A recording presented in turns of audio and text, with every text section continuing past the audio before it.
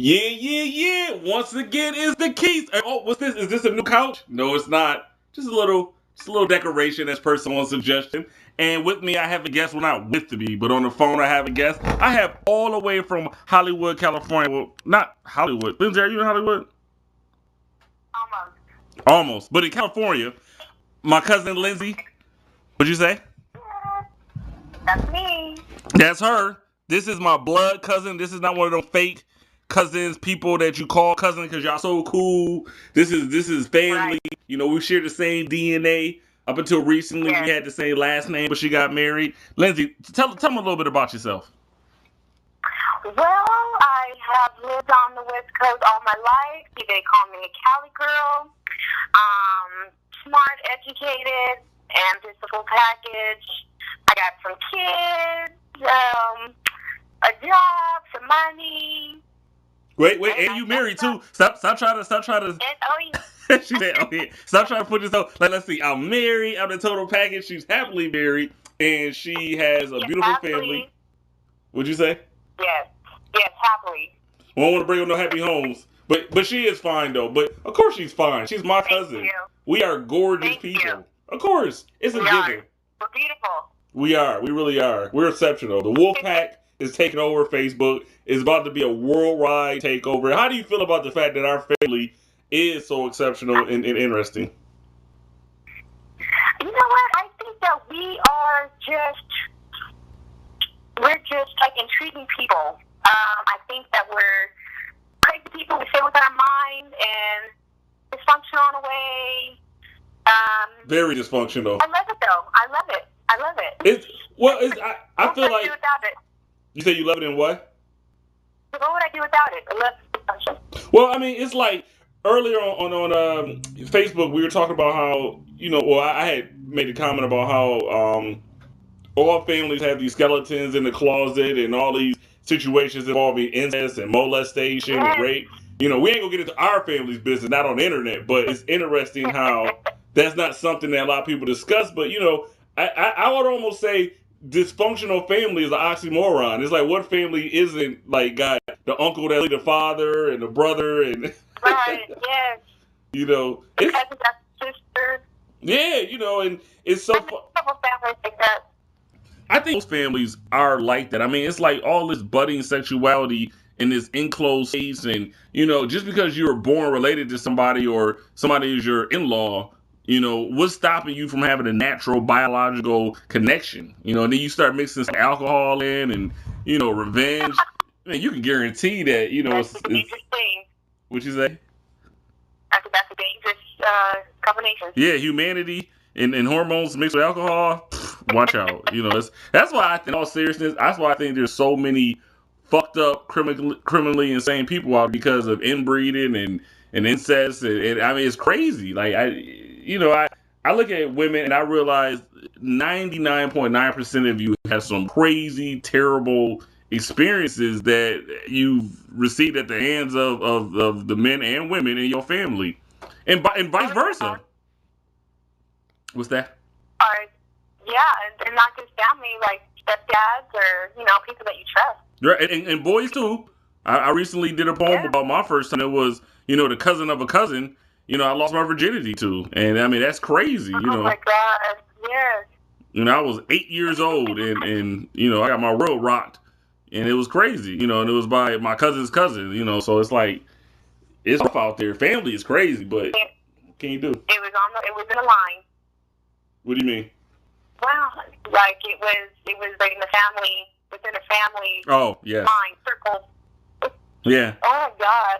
Well, I mean, with this limited amount of time, here's your opportunity to talk to the world, Lyndsay. What would you want to say? What is it? I like to do a little pre-interview to get an idea of what topics you want to discuss, and we didn't really do that, but, we're family, so it's just nice to be able to talk to you. I'm here in the East Coast, you're on the West Coast. We haven't seen each other in 20 years, face to face.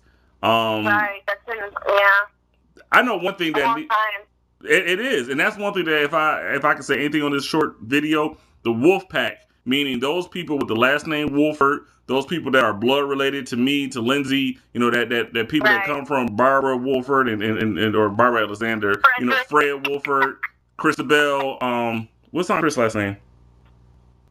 Christabel's right. Christabel Wright. Right, yes. You know, so for people that come from Barbara Alexander, Fred Wolford, Christabel Wright, you know, all those people, and on my mother's side, you know, the Patricia Cohens, like, we need to come together as a family and just put all of that talent, all of that beauty, all of that energy, all that raw sexuality. I mean, it's everything that you need to market a show or a movement. We have it within our family, most of us. Yeah, that's true. That's true. I mean, if you know a Wolford, you know we're an interesting individual, and you should be watching this thinking, you know what? Those are some we're like the Waynes or the Kennedys or something like that. Yes. So if you're not following us, any of us on Twitter, Facebook, if you're not watching this on Quis' Couch on YouTube, then you missing out on the beginning. Excuse me. Shouts out to the bartender. Having me a little drink, Lynds. That sounds I want to read too. Yeah. Shouts out to this is for the West Coast, and I'm trying to make my way back out there. You know that. Listen, what? Like a quite a little liquor for me. No, I can't. Listen, we in a recession. Pour that now. I'll pour it out of my mouth. My dead homies and all the people. They better imagine what it'd be like. I'll pour it out. But the hell was that liquor? Shit. That was funny that you said about when you were making like the talent and stuff. Mm-hmm. Me and my sisters went to my other sister's announcement dinner that they're getting married. I don't know if I mentioned this to you before. And there was a man sitting in the corner of the table, and he was being quiet. He had his paper and a pad out. And at the end of dinner, we were asking him, like, what are you writing? Why are you just sitting there being quiet and suspicious? He was like, well, I'm a screenwriter, and I've been writing one of my sitcom or stories or something he's developing on your family dynamic because you guys are crazy. I love it. I was like, oh, I said, we really good now. No, I remember you told me, and then he sent it to your one sister who didn't respond. And yeah, I think she was upset. I think she's real, like, Christian, you know, I am too, but she's, like, really into it. More conservative. Yeah, she was, but the things we were talking about, she was gonna, I knew she was gonna kill us, but I knew we weren't gonna get it because she was condoning that. Well, maybe that wasn't the calling right there. Maybe they was waiting for, you know, the Woolf Pacq to come together and yeah, see? You know, it's funny. I was watching, I think, Glee. I'm a freshly initiated Glee. I've watched about, I don't know, most of the first season, and I was resistant. I don't like all the singing, you know, American Idol type shows. What? Me neither. I'm agreeing with you. But Glee has something special to it. I mean, I cried on like 3 episodes, you know, back to back. Like the mattress episode from the first season. Yeah, like the story is so like touchy. It's so like, you know, gripping. But in one of the episodes, I refuse. Trust me. I refuse to become a Gleek. Listen, I watched it on Netflix, and any show like Entourage or Oz or any of those shows, Lost, you got to watch them from the beginning to fully appreciate them. And The Wire. I never got into The Wire. I think probably because I live it. I live it. Man. So if I want to like watch The Wire, I just got to like go outside and like go on my corner. Like that's too close to home. You know, I can't get into something that like reminds me of what I'm going through on a daily basis. Like The Wire is like. I'd rather watch Quis' Couch, and I hate watching Quis' Couch. I don't know how y'all do it. I don't know how I got 1,000 hits on YouTube. I annoy me. My voice, the whole thing, my pretentiousness, my arrogance, hate it. But 1,000 people out there like it, and it wasn't me. So don't try. Oh yeah, Lyndsay at work. That's how we do it. And so I'm glad I ain't put no last names. I don't want my little cousin to get fired. So she did. I did call her while she was at work. That's how the Woolf Pacq do. You know, we doing one thing, we on to the next already. We ain't even finished. You know, we try to become celebrities, and we ain't even finished being normal people. Yeah. So that's how that roll. You back, Liz? You back? Yes, I'm back. I'm sorry. I have a question. Yes. Do you think that incest and all the dysfunction or sexual whatever is more prominent in Black, white, Mexican, Chinese, Arabic, or you think everybody just equally? I think one thing that I think, and let me chew real quick so that people on the cyberspace don't think I'm crazy. What I was mentioning about Glee is that God doesn't give you necessarily what you want, but He gives you what you need, and I've been learning that. So that I just wanted to complete that thought. That's why I brought up belief. But as far as the prevalence of incest, race to race, I think individuality is an illusion.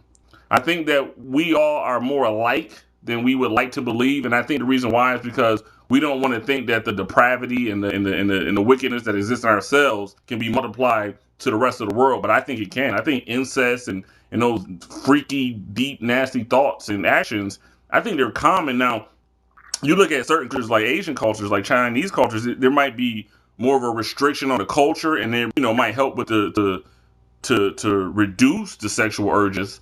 That might be one thing that would make a difference if the culture is so restrictive. But people are just so blatantly perverted. I don't even think a cultural ban on or a religious ban on certain things will stop people. People are nasty. I mean, dudes wake up with a boner every day. Women get moist just for the hell of it all the time. And I hate saying the word moist talking to my cousin, but that's how we roll. We use words like moist with each other. I've heard words.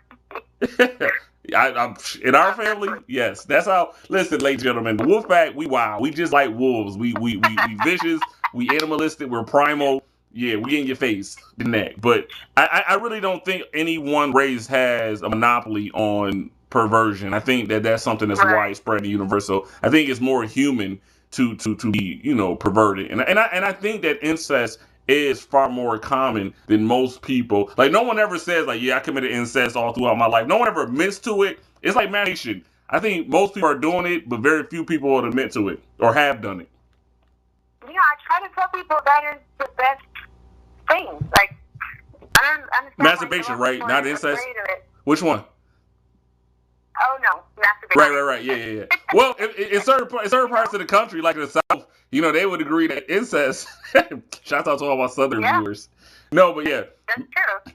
The funny thing about masturbation, I once read that it begins at 17 months. It's not a question of if you masturbate; it's a part of natural development. And I had a 10th grade biology teacher once say that 95% of the world masturbates, and the other 5% lies about it. Right. Yeah. But what were you going to say about how wonderful it is? I think it's great. I think every woman should do it. A lot of women that I talk to are scared. Like, that is just disgusting. I would never do that in my life. I think they just be saying that. If I had a little magic button that I could just keep pressing until, like, I set myself off for, like, a little pleasurable electrocution, I'd be pressing that button, like, if you was waiting for the elevator trying to get to your floor, I'd be pressing that button all damn day. If I was having a rough day at work, I'd go in the bathroom and rub one out and be right back. See, y'all ladies, y'all have to worry about, like, a mess or a spillover. Man, and if y'all know y'all shit, 4 or 5 button presses and you good to go. I don't know why y'all so angry and frustrated all the damn time when you literally was given a button by God to press, and it's the only part of human anatomy that the only purpose for it is pleasure, and it's a magic. It's like a gift. It's like, okay, you got periods and you can have you got pregnancy and you make 70 cents to the dollar and you tend to be shorter and you got all this other shit that you got to deal with, but then you got a magic button that you all have. I mean, all of you have it. I don't care if you have like one leg or you're like 90 years old. You all have it. That's not fair. It really isn't. I don't understand how. I don't believe women aren't pressing that button like that shit is going out of style. So look, we got a bit left. What's the last thing you want to say? I'm gonna definitely have you on the couch again because I love my family and you one of my favorites, even though I haven't seen you in forever. Yeah, you always was. You and your sister both. I mean, I just thought you guys, we see you so rare, but when y'all would come around, and I just thought you all were like so just awesome. Just like I have other California cousins who aren't as awesome. That they'll remain nameless, but you know who you are. I'm gonna put the awesomeness. Yeah. So real quick, 10 seconds. Last word. What you want to say? I wish the whole Woolf Pacq success, and we can just get to the ground and with whatever talents we have. It would be great to stay in touch with each other and each other and just let's make this money. Yeah. Woolf Pacq coming for your neck. Shots out. We'll see you. Peace.